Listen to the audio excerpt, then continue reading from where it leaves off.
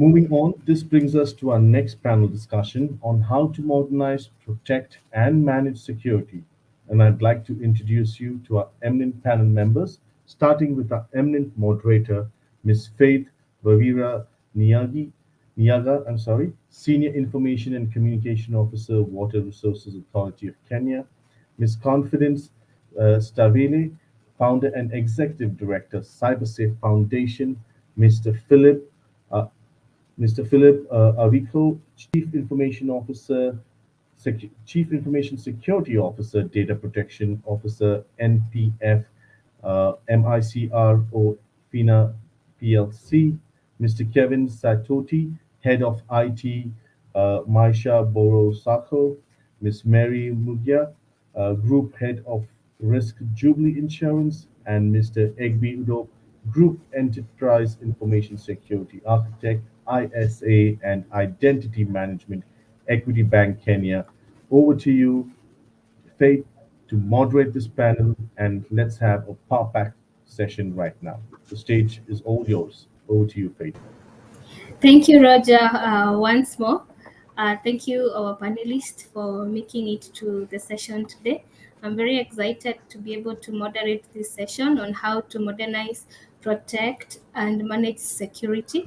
As we've all been learning today, we've seen that the threat landscape is changing as more digital transformation is happening in various dynamics areas in the economy. That is both socially and also having now the regulations coming in, and practices that were established when data applications and other elements of IT infrastructures were being located in the four world environments of organizations is quickly changing as the era of cloud computing is coming in, and now we are having increasingly decentralized threats.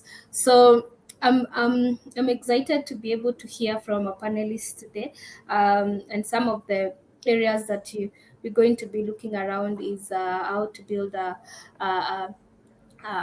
good corporate security culture. We'll touch about regulations and also effective ways of deploying cloud infrastructure. And I would like to begin with Ms. Confidence. People in organizations continue to remain as the weakest links in businesses. Establishing a strong cybersecurity culture may lay a good foundation that would strengthen the risks, that strengthen the way an organization is resilient to cyber threats. So perhaps tell us, how do you establish a strong organizational culture? Thank you so much, Faith, and I hope you can see the keyboard that I have behind me, and it still can't play in my fictional house. But yeah, I really like that question you've asked me, and I just want to begin to answer the question first and foremost from the perception of cybersecurity in most organizations. First and foremost, how the people within the organization they're looking to build this culture, how do they receive and perceive their responsibility in achieving cyber or aiding cybersecurity? Is it something that's seen for the IT team and the tech guys, the geek guys to handle? I mean, me as a user, I'm just in the manufacturing team, or I'm just in the sales team, or I'm just in the front desk. I don't have anything to do with that. I'm just a gas secretary, for example. I'm just a security man. All I do is turn on the lights and turn it off. How do all of these people perceive security? So it's very important that we're able to teach and sell security as everybody's business, and not something that a certain category of people need to do. The next key thing I want to say that's a very important element of driving a cybersecurity culture is ensuring that top management buys in first. And top management, is at the front. It's at the front of driving that security culture. There is nothing as beautiful as walking into a cybersecurity awareness training, whether routine or once in a while, and seeing the CEO sitting there I mean, we're Africans in our culture. When you see the big man there, everybody has to be there. Even if you go to the big man's video, it signals and signposts that this is very important to management. And until we start to see that top down buying of cybersecurity programs in building the culture, we will not have everyone on board. So it's important that we have top management in on our programs and especially on building the culture. The next key thing is to reward. It's not enough to just slap people's wrist when they do the wrong thing, when they click phishing links or all of that. But it's very important that we reward good behavior. Has somebody picked up on a phishing email and forwarded it to the IT team to further investigate and see some new form of threats that the organization is facing? As somebody help someone else identify or teach them about cyber best practices. We need to be able to reward people in the workplace when they do the right thing and recognize these people. I personally always recommend to people I work with to have like a champion program, something that maybe a wall of fame, something that shows people that we see you, you're doing the right thing, thumbs up, whatever that gets to look like, and create incentives around them. And I also generally say that the people that should be, driving cybersecurity awareness or the face of cybersecurity awareness in your organization should not be from the security team, if possible, if and when possible. Have someone outside of the team champion it and become the face. That way, it's like that person looks like every other one of us. If I'll put it that way, every other person apart from the security team. I generally always recommend that. And without talking for too long, I want to just finish off on the other point that I have, which is that we should focus on awareness, but go beyond it. Yes, awareness. We have awareness trainings. It depends on what standards you're complying to as an organization. It may be required that routinely you get to do it. However, I will highly recommend that building a culture, cybersecurity culture, requires that you go beyond awareness. Also, drive, for example, secure coding practices by getting your coding or software development team to actually learn how to code securely and how to write secure code. So that's somewhere you can also take the conversation and the training to another level. Another key thing that is about the second or the last thing I'm going to be saying is it's important to make cybersecurity awareness or security as a whole fun and engaging. I mean, I make these very, very funny videos. If you get to see some of them on LinkedIn, there was one I did some months ago and I fell off my chair. That particular video got to about 50,000 people on LinkedIn. And it's interesting because people were sharing it because they found that engaging and fun. I was only talking about, for example, I was talking about how businesses in Africa get to perceive cybersecurity, and I made a video that is going around because it's what engaging and fun. Until we make cybersecurity something that people can find engaging and fun, it may not be as sticky as we require it to be. It may also not be effective in sending across the information that we need and changing the behavior that we need. Because trust me, cybersecurity awareness actually has an end goal of changing behavior, to be a more secure way of interacting with computing. So that behavior change, you require some way that people can easily take this information by making your awareness program both relatable, fun, and actionable. You can't just tell people don't click on links. So if I don't click on, I should not click on funny links. How do I know a link is funny? We need to be able to communicate these things without jargon and very interactive and engaging way. I think I've spoken for too long, and I want to hear what Philip, Mary, Egbe, and Roger have to say. So I'm going to see the stage right now. Thank you so much. Thank you so much, Confidence, and thank you for weighing on that topic and also bringing in the aspect of having this awareness, having a lighter note into it that people can be able to relate with. And I would like to bring in Mary Mbugua on this well, and maybe Mary tell us how do we modernize the people element in cybersecurity program? Very, very thorough question. And I'll just borrow a leaf from what Confidence has said. And indeed, her name really matches her brand. I like it and I love it. So the people element, again, we cannot ignore and we cannot do away with. So when we're talking about digitizing security, it also looks at how then we can make the skill set within the people component commensurate and or compatible, complementary to the digital strategies that we're adopting. First and foremost, that we need to do as we are leveraging the people person to be a key component in the people process and technology lifecycle, we have to think about how are we educating these persons? How are we educating and sustaining the competencies within these groups of persons? The old adage, the 500 manual deck of slides that every technology database administrator has to go through in order to earn a credential is so outdated. It's not relevant. It's not applicable in today's day and age. I mean, technology is ever evolving. Today we have the Cisco networking device. Now we're talking about next generation devices. So our modes of training, our modes of competence buildings equally must adapt to this digital transformation.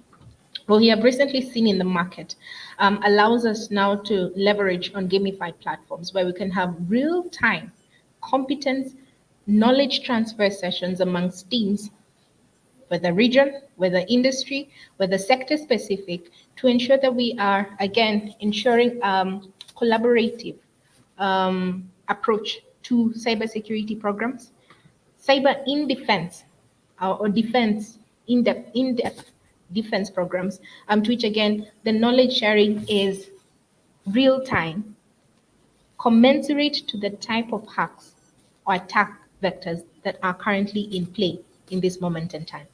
So it is important that whatever we're providing as training material, as learning platforms, they do not depict the old way of security where we are theoretically putting forward scenarios. We want to provide the lab environment which matches our current architecture in-house or on-premise. Associate that to various attack vectors or attack landscapes, to which then the teams can be put against each other to facilitate and test the skills that they have acquired in class in a real life simulation. So that is important in how we can optimize the people asset in the ecosystem for cybersecurity, and that is one item. Now, as technology is changing, we're not saying it's a one-off agenda. It has to be associated to a competence plan that is associated to the key strategies within the organization, and more so the cybersecurity strategy. We're now looking at information security as an enabler for the business, meaning it must be centrally aligned to the business strategies, whether it's a 5, 4, 3, 1 year strategy, it has to be aligned in support of the attainments of those objectives. Once we do that, we have to associate competencies that will allow us to have the teams suitable and capable to drive that agenda forward. That must be an iterative process. We must, in a cyclic process or in a cyclic model, look at how we can embed a competence plan that looks not only at the key skills, but also the competencies and the soft skill. And more so for business or security professionals, the business skills that we can then communicate to senior management in order to further the discussion for cybersecurity in enterprises, the business language necessary to facilitate the resourcing, the budget approvals, and the discussions at C-suite in order to advance the cybersecurity program. Thank you. Thank you so much, Mary. And for sure, indeed, the cyber security landscape is constantly changing. Day after day, we are hearing security breaches happening in very highly profile businesses all over the world. Some of the businesses where we might maybe seem they are a bit mature, but that means the criminals, the cyber criminals, are advancing their ways on how to attack vigorously. At this point, I'd like to bring in Philip. And Philip, tell us some of the ways that can be used to modernize, protect, and manage security. At the same time, you can let us know what is the role of regulations that are coming in place in the modern times. Thank you.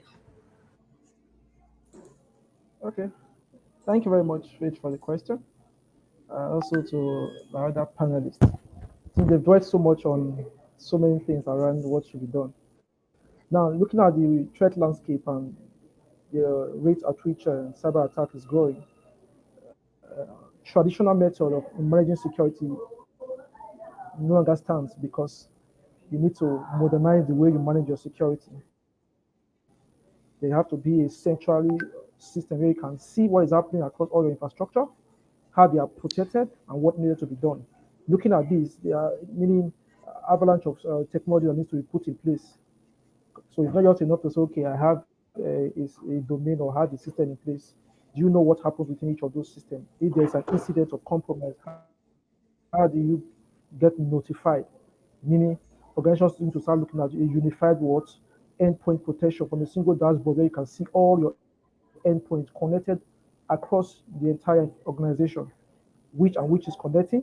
Then, based on that, you set up some certain policies within your various security solution that will monitor what will happen.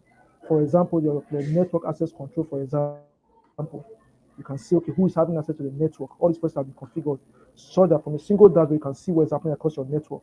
Then the SOC, Security Operations Center, is not something which you say, oh, is something that we need, but it's something that is very key in terms of modern day security approach. Because there's something we always say, what you can't see, you can't secure. So you should be able to see what is happening across all your various infrastructure. Then EDR coming in, you're able to see all the various incidents across the various endpoints. So in the various ways to manage your security in terms of how to protect and manage this, to make use of security solutions and deploy technologies across the various aspects, starting from your network, from your server, from your endpoint, from your mobile devices, even in terms of Commonwealth was talking about user security awareness, for example. So the security awareness has gone beyond the traditional security awareness where you gather people, you have to train them using PowerPoint slide, you have to send them mails. No, there are tools you can use to achieve all of those things, such that you can even tell the staff, you know what, on this day, you clicked on this email, you click a phishing email, you fail a phishing test. You know what? This is your performance, this is your security exposure. And when they know that, it gives a kind of confidence and it makes it what interactive. So modern approach in managing security is very key, imperative for modern day security approach. And it's something that is needed if we must proactively ensure that all our security, all our IT infrastructure is proactively monitored and managed.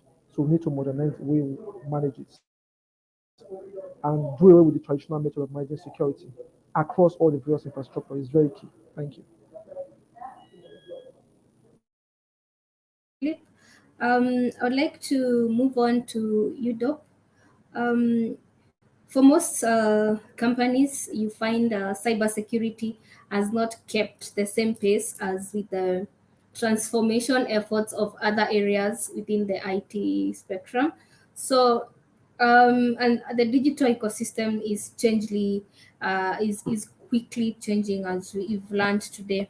So we must be able to leverage on technologies like cloud, AI, and analytics that are able to bring out the best strategies in that we can be able to mitigate cyber threats. So maybe tell us, Udop, how do we effectively manage how do we effectively migrate in Premie services to the cloud to be able to enable maximum business benefit realization? Thank you very much once again. I think that's an excellent question. When I saw the first speaker, or either the first or second, he spoke on unified endpoint management. And I think it's a good presentation as well. Now, in the past, we've run services in premises. Okay. And at present, we migrated services to the cloud. Cloud has become the norm, the de facto. Most organizations have struggled migrating services. Some have not struggled, but the strategy behind the migration is wrong. Okay. Now, how do we get it right? It starts with business transformation, as you mentioned. Security needs to be embedded within the business.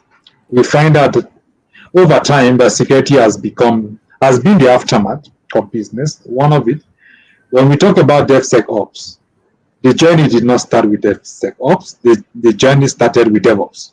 Okay. The DevOps guys were going, and security came afterwards and said, hey, stop. I need to put security in between the DevOps. And I'm DevSecOps. We were the aftermath. There's a saying that God created some people aftermath of some people. So I don't want security to be in that light. Okay. And to be part of the business, security needs to be integrated as part of the product life cycle. If the business want to release a product, from the outset of the design, security need to be part of it. That discussion need to take place. Yeah, because a wrong product with security flaws can become a nightmare for every organization. That is one. Two, after identifying what you need to do within the business transformation, either department, teams, or project, then we now need to ask ourselves, where can we leverage resiliency? Where can we leverage availability, sustainability, ease of expansion, and all that, and more visibility? That has to be cloud. In the past, we resided on-prem because of the ownership. We want to own the infrastructure, but of course that has changed because organizations has also found out that CapEx costs has been too much for most organizations. Imagine people paying maybe $1.2 billion for an on-prem in-premises infrastructure. So cloud has made it easier for you to, first of all, have a strategy on what you need to consume, how you need to consume it, and what is the future roadmap. Because even if you don't understand how the future roadmap of your product in the cloud, you might end up thinking the cloud is cheap, and you move to the cloud, and you extend your services, and you begin to pay a lot of money. So now, having that strategy of what you need to move to the cloud is very important. And after moving to the cloud, what will you do? Because the cloud is a very robust and open environment. It can have great implications in terms of security. For example, you have people who develop codes on the cloud environment, but they've forgotten that access control to the repository by default could be public. And so therefore they need to probably change the access control to private. We've seen many organizations being hacked in the past, including Microsoft. Big techs have been hacked in the cloud because one thing is lacking: access control. Access control is very key, and also understanding the level of access you require within the cloud environment is also very important. Because I've seen organizations that move to the cloud, but didn't define access control metrics. Who should have access to what? So you find that developers have access to keyboard, to secret, to maybe to Kubernetes nodes that they are not supposed to have, and you find out that it's a mess. So defining access control from the beginning in the cloud journey is number one, is key. Number two, defining how to put in security controls in relation to patching is also very important. Because sometimes we move to the cloud and find out that we think the CSP is responsible for patching your asset. Because we don't go back and understand what is the metrics for cloud. We know what is your responsibility. So we leave patching for the CSP. I'm telling you practical examples. We've seen that happen. I don't want to tell you where. We've seen that happen where we leave the cloud for the other guy, either Microsoft or AWS, to do that. But they don't do it. They push the patches and allow you to restart your nodes. But because you thought they will do it, they don't do it. And you find out you get hacked because their CVEs are very high, maybe critical CVEs, and your environment is exposed. That's another one. Another one is, how do you control your users who access this your cloud environment? The other gentleman at the other time spoke about zero trust. Very key. I don't want you to know me. Whether you've known me yesterday or 10 days ago, when I come into your environment, I want to access your resources, treat me as if you never knew me before. That's the idea about zero trust. So if I need to access the cloud resource, do I have a cloud access broker? How do you brokerage between me and the cloud? So those are very key perspective. I think there are many other areas that I could talk about, but probably I give the chance for other people to speak as we move on. Thank you. Yeah, thank you. I think you are muted. Sorry. Thank you so much, Udop. And at this point, would like to hear Kevin's views. Like Udop, you've mentioned going to the cloud also brings around different complex environment that maybe organizations might have not been prepared to, and to some extent they were doing better when they were having the on-prem assets. So perhaps to be able to increase the gaps in visibility as well as the coverage of visibility of the cyber security threats. Kevin, tell us, do you think deploying a network detection and response solution is the keystone to a modern cyber security toolset? Yeah, thank you, Faith, and rest of the panelists and our audience. Yes, I think majority of the panelists have already mentioned that we are dealing with systems, we are dealing with people, we are dealing with these processes. So we really need to understand. One is we can't be able to protect what we can't detect. So we have these systems, and I think it's Igembe who has mentioned something around, how do we deploy zero trust? So in this case, yes, the question is, yes, we need to deploy some network detection. Why? Because, they always say necessity is the mother of invention, and COVID came. Businesses needed to transform, and there came the buzzword in the street, the digital transformation. So we are finding that data and information becoming the lifeblood of the transformation, and which is very important and key to the organizations. Therefore, also these are the things that we have find that majority of the bad guys or the hackers, they only go after. So once we have plugged in our technology, of course, data resides inside this technology, and we need to understand how do we protect this data. So we first of all have to make sure that do we even know exactly what is inside our network. And once we identify our assets, then we know if somebody access a certain particular asset within your network, are you able to detect? So we can't do this without having detection tools within our network. And I think confidence, as mentioned, is the first, key thing that we need to handle it is let's first of all, train our people so that they can become our first network detection tools, so that if it's a phishing email, they're able to stop. And go to global perspective. We have seen nation state attacks. These engaging from recognized techniques. What it has done, it has only increased the chances of compromise. They are changing the targets. They're changing, and all this thing is actually targeting our infrastructure.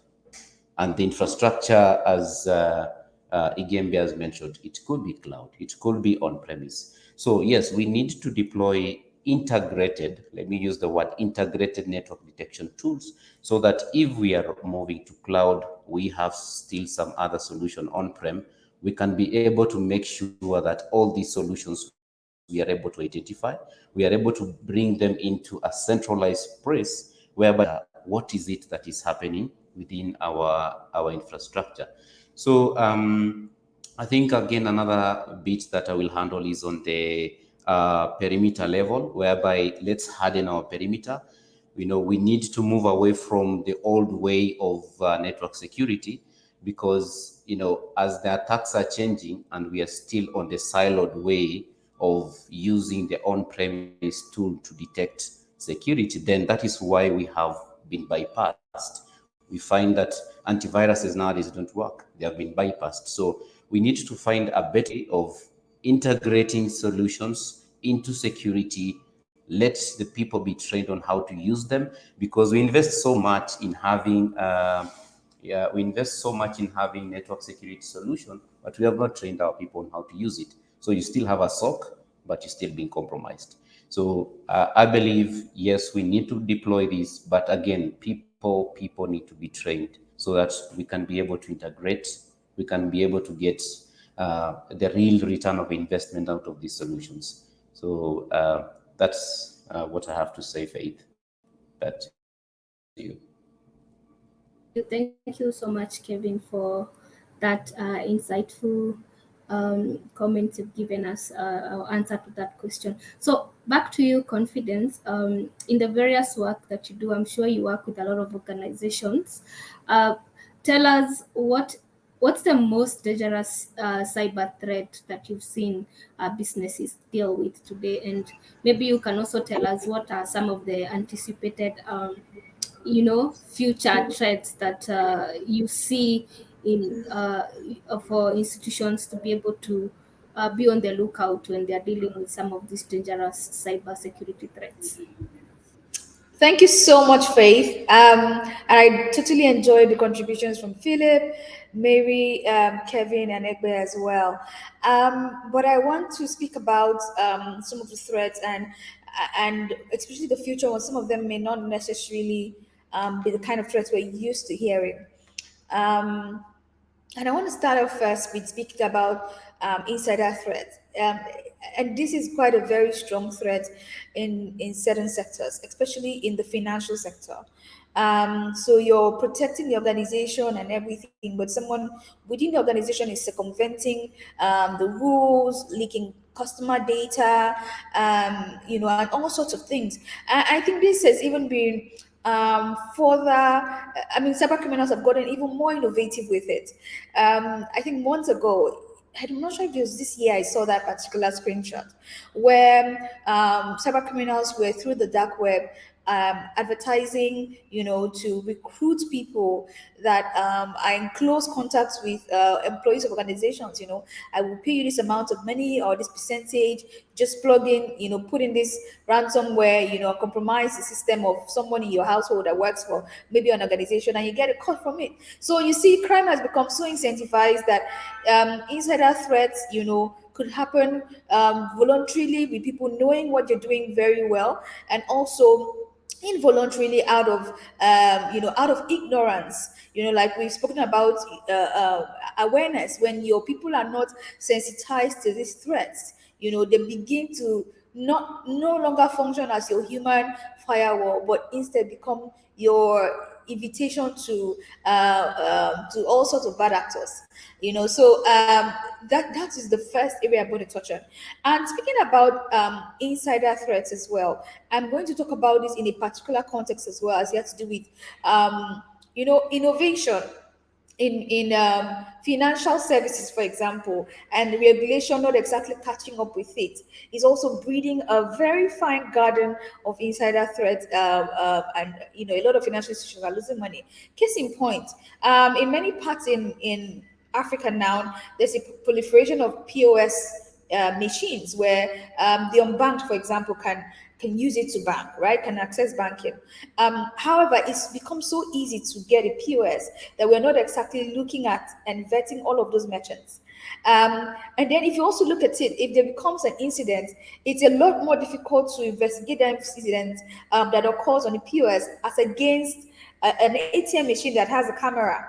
So there are those issues around regulation or lack of it, innovation in such a way that certain people are able to access banking, but not done enough in a way that we can really, really safeguard the ecosystem,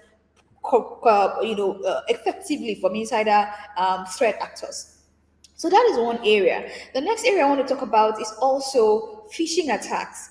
A lot of us always feel like, oh, you know what, this phishing thing, we're just going to look out for bad grammar, and we just get around with it. When we just see bad grammar in it, it's definitely a phishing attack. But phishing has evolved over time, and people have gotten more sophisticated, or the threat actors have gotten more sophisticated. Case in point, there are also schools, there are also websites on the open surface web. I don't mean deep web, where you can pay a little sum of money and get a complete script, get a complete template, for carrying out a phishing attack. And those templates, the English is fantastic. It's well laid out, especially if it's not a spear phishing attack. So common things we usually would look out for, like spelling or grammatical issues, will not be picked up because someone is providing them that service. Phishing templates as a service, if I was to put it that way, So these things are evolving. They're getting more targeted in their attacks. I mean, I received some phishing emails. I'm like, bravo, guys. oh, you guys did well this time around. And I create a template and I share it online. But the bottom line is that these things are evolving, they are getting better and better at it. And so phishing attacks are increasingly really, really hitting organizations. And going on to my next point, phishing attacks are opening doors for ransomware attacks and other kind of malware attacks. Increasingly so.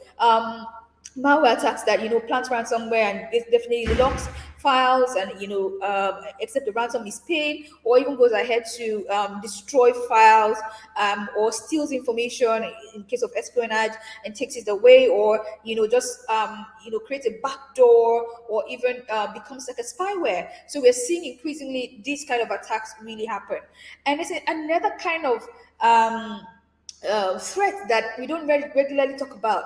But we're also having a very acute shortage of talent, skilled talent, in our ecosystem. And whether or not we like to think about it, people is a major pillar that drives just about every other pillar, whether technology or process. If we don't have skilled people, we will definitely have all of the things that everybody spoke about, and which is my next issue around, cloud security. So if we don't have our people trained enough to know that there's a shared responsibility model, and you need to patch on Patch Tuesday, or you need to do all of these, you need to have these configurations and all of this in place, you will still have the environment very much open to cyber threats. And these are some of the most recurring ones I find around, because they have been around for a long time, and they will continue to be around for a long time until we actually pay serious we pay close attention to cybersecurity and prioritize cybersecurity, not just with the talk, but with the investment in the people, in the processes, and in the technology required to secure our enterprises. I think I will close my contribution right there. Thank you so much, Faith. Thank you so much, Confidence, for that contribution. And yeah, it's good to learn about some of the upcoming trends and what are some of the threats that institutions are facing right now.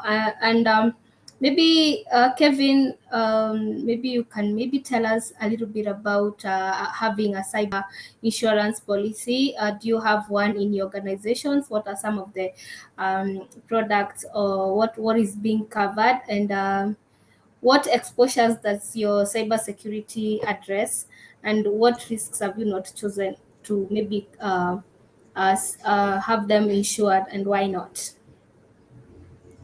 Yeah, I think the most toughest insurance to go against is the human firewall insurance, whereby we don't know how to train our people. Then we end up looking for cyber insurance as scapegoat. So I think for me, yes, I think things are really changing, and we have to look for cyber insurance. But I was asking myself, how do you even insure somewhere that you don't even know how much it will cost? Because the next thing this guy is asking you is this number of bitcoins, the next minute's number of bitcoins. So what do we really need to do? So the first time they came to me and they say, we need to do a cyber insurance for you, then I asked that question. I had to chase them away, because there is no really metrics that have been put outside there to be able to quantify clearly.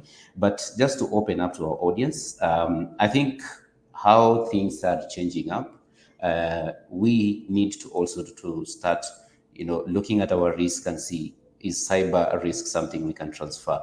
That is from a risk perspective. So if we can transfer from cyber insurance, then there are key metrics that we have to look before we start to pick for the cyber insurance.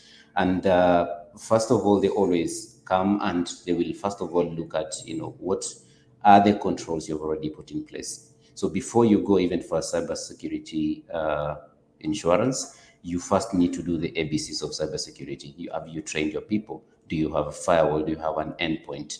All those things have to be considered. Network security and privacy liability is also an element that we always look at. And also network business interruptions. I think that is also a key element that we have to look at.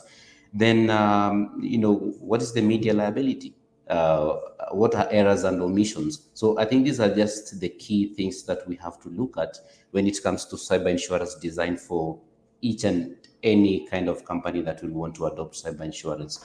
So also, I think the major thing is just look at the network and security, privacy, the media errors and omissions, because they will charge you for that. If you have a machine that has been compromised, and that machine, if we do forensic and we identify that the machine didn't have an endpoint, then we always find a way to be able to transfer this risk back to you as a user. So to me, I always say cyber insurance is the last thing I'll go for. First of all, I will want to invest in my people, invest in the technology, re-engineer my processes before I always think of a cyber insurance, because I have not read any kind of a publication whereby a cyber insurance has paid fully for cyber security, unless maybe stands to be corrected. But let's go back home. Let's make sure that we do the ABCs of cybersecurity to make sure that we are able to go for cyber insurance.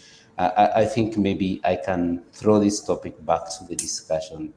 I see everybody smiling, so I don't know, confidence. Is it something you can have for the human firewall? How do you ensure that?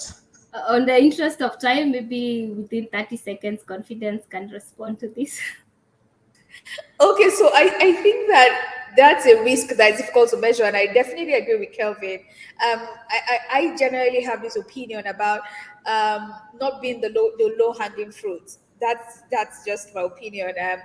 Make it as difficult as possible. Be the fruit right high up there for the cyber criminals. So whatever we need to put in place to make that happen, be it with training and making it engaging for our people, putting in, going back to the basics, a lot of times we talk about very shiny tools, but we have not ensured that our passwords are secure, and we have two-factor authentication turned on for each of our users, just very basic things as well. So going back to the basics, and putting in the other layers, and ensuring that our crown jewels are protected. I think that would be where we start from before we even start measuring those risks and trying to offload some of that risk or transfer some of that risk, like we say it in InfoSec or risk management, transfer some of that risk to someone else. If you get the luxury of the budget to do that. Yeah, thank you so much. So, Mary, in 1 minute, kindly tell us how can maybe the head of a CISO, for instance, demonstrate the return on investment for investing in security programs? Thank you, Faith. I think the conversations that we've had today will go a long way and are very instrumental. I think Kelvin has said something very important, which is metrics. Measurements. Unfortunately, for information security, we are not a revenue generating arm of the business. Hence, it's very hard to justify the very high cost assets, fancy tools that we get to provide value for the business. So we retroactively look at information security as a key driver for business objective attainment. And how we can do this is by measuring the number of incidences reduction versus the cost spending that we are, again, going back to senior management to validate and also back us on in order to acquire these devices. So metrics. Information security cannot be derailed, cannot be removed from risk management. At the end of the day, all we're doing is reducing the risk element to that attainment of the objectives of a digital nature on the information assets that we're trying to protect. So if you look at it comprehensively, we're saying that if it is about risk management, then we have to look at the control architecture that we're deploying for that particular risk. So we're not just deploying controls for the sake of. It's just to reduce the risk factor for information security down to an acceptable level. Of those controls, then we have to associate key performance indicators. Are they working well with regards to reducing the risk factor down to an acceptable level? If so, what is the key ongoing process within the organization that can give us this oversight, this visibility into the organization and into the direct processes, assets that we are directly interfacing with, including the third-party or ecosystem partnerships that we are sustaining? That process is incident management. So if we can demonstrate through incident management the reduction of incidences by how we have configured, optimized the controls for risk management, for information security risks, then we can create a picture to the senior management. Look, you gave us 300,000 US dollars at the beginning of the year. We have effectively reduced the risks of this value down to this value. Thank you. Thank you. Thank you so much, Mary. And I would like to thank you all for a very insightful session. Personally, I've enjoyed and I've also learned some new things. One of the things that is coming out from all our panelists is that we need to be able to invest in people's skills, to be able to protect ourselves from the ever-changing landscape of cybersecurity. So companies need to be able to have a broader ecosystem and be able to apply more adaptable cybersecurity measures. So thank you so much, and back to you, Roger. Thank you, Faith. Thank you very much, dear panelists, Confidence, Philip, Kevin, Mary, Egbe, and of course, Faith, for an extremely interactive and insightful discussion. It was indeed nice to hear all of you talk about, how to modernize, protect, and manage security. Thanks once again, and continue to have a lovely rest of the day. Thank you.